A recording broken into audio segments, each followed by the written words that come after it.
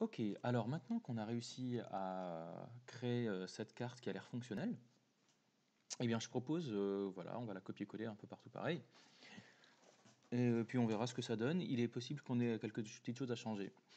J'aimerais attirer votre attention aussi sur le fait que je vous avais dit dans une vidéo précédente que Flexbox gérait assez mal les images et que si vous avez une image un jour à gérer dans une Flexbox, c'est bien de la mettre dans une div. Il se trouve que nous, voilà notre image ici, si on regarde, c'est ce qu'on a fait, puisque l'image elle est dans Apartment Card, mais que moi le Apartment Card dessus, j'ai aucune flexbox dessus. On a réussi à tout faire sans flex. Il est possible que plus tard on ait besoin de mettre une flex sur cette Apartment Card. Et si c'est le cas, bah, ça voudra dire qu'on aura une image directement dans la flexbox. Donc on aura peut-être, voilà, il faut garder ça à l'esprit, que si on met du flex sur le Apartment Card, il faudra peut-être mettre l'image dans une div à part. Mais pour l'instant, c'est pas le cas, donc alors allons-y. Alors Flex Basis, alors pourquoi est-ce qu'il n'est pas content lui? Invalid Property Value, ok. Bon, bah écoutez, dans le doute, je le vire, puisque s'il n'est pas content, je vais pas garder un truc qui, voilà, qui sert à rien. Où est-ce qu'il est, il s'appelle comment? 33%. Voilà, c'est City Apartments List Div. Bon, allez hop, il dégage. Alors la border aussi, je pense qu'on n'en aura plus besoin. On va la garder? Oui, allez. Vu que le fond est blanc, maintenant, je pense qu'on n'a pas vraiment besoin de garder la bordure. Donc, allez hop, on va virer ça. Hein. Et puis maintenant, à la place des apart exemple, eh ben, on va faire du copier-coller. Alors, je vais prendre ça, le div apartment class, copier. Là, tout ça, je vais faire CTRL-D, CTRL-D, CTRL-D, CTRL-D, CTRL-V, hop, CTRL-S. Et maintenant, voilà, j'ai mes cartes ici. Alors, qu'est-ce qui se passe? Ça, c'est bien. Par contre, vous voyez, je trouve qu'elle pourrait grossir un petit peu. Je trouve que ce serait plus sympa si les cartes pouvaient grossir un peu. Alors, peut-être qu'on pourrait rajouter une propriété sur le apartment card. Par défaut, vous savez que les enfants d'une div vont pas grossir. Ils peuvent se rétrécir, mais pas grossir. Donc, je vais lui dire flex grow.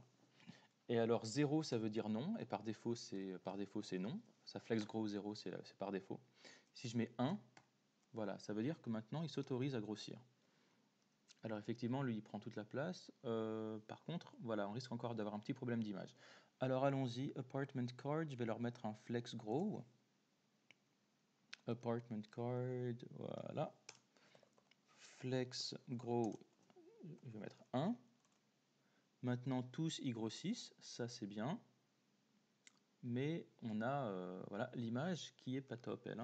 On pourrait lui mettre une largeur de 100% peut-être.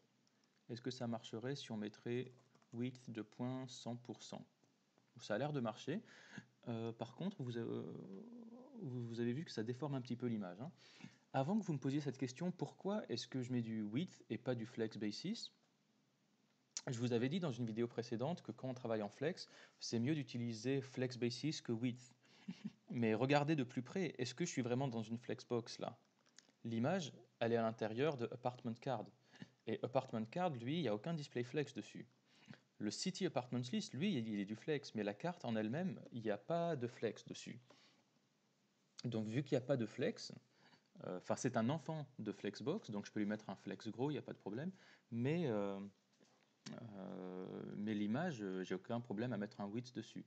Alors par contre, voilà, on voit que ça a déformé le format de l'image. Donc là, il y a deux manières de faire. Il y en a une qui consiste à faire overflow hidden, mais voilà, ça marche pas toujours. En gros, ça veut dire vous cachez ce qui dépasse. Mais en fait, là, il n'y a rien qui dépasse puisqu'on a étiré l'image. Donc au lieu de faire ça, overflow hidden, c'est pas une méthode qu'on peut utiliser tout de suite, ça pourra marcher dans d'autres situations. Mais vous pouvez aussi, pour faire ça, que je ne me trompe pas, on pouvait faire un object fit.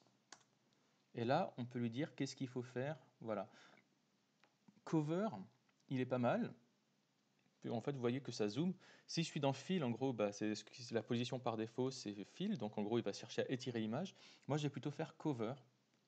Et quand vous faites cover, en fait, il va voilà, il va zoomer sur une partie de l'image. Et alors, il n'y a pas que hover. Alors attendez, voilà, vous pouvez aussi choisir Object Position pour lui dire où est-ce qu'il faut zoomer. Vous voyez que je peux zoomer à différents endroits de l'image. Je peux zoomer vers le top, je peux zoomer vers le bottom, je peux zoomer vers le center. Et donc, dans le doute, allez, je vais mettre Object Position top. Alors, on va mettre tout ça. Où est-ce qu'on était? On était sur l'image. Border radius. Alors, attendez, non. Hein, oui, on est bien sur l'image. Width 100%. Où est-ce qu'elle est? Ah, voilà, donc c'est là.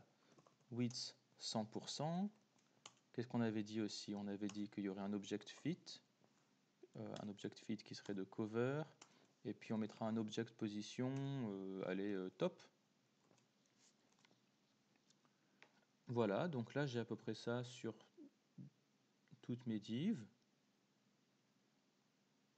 Voilà. Pour moi, c'est bon. Hein. Pour moi, c'est bon. Ok, et ben dans ces cas-là, si on est bon, on va passer à la partie populaire.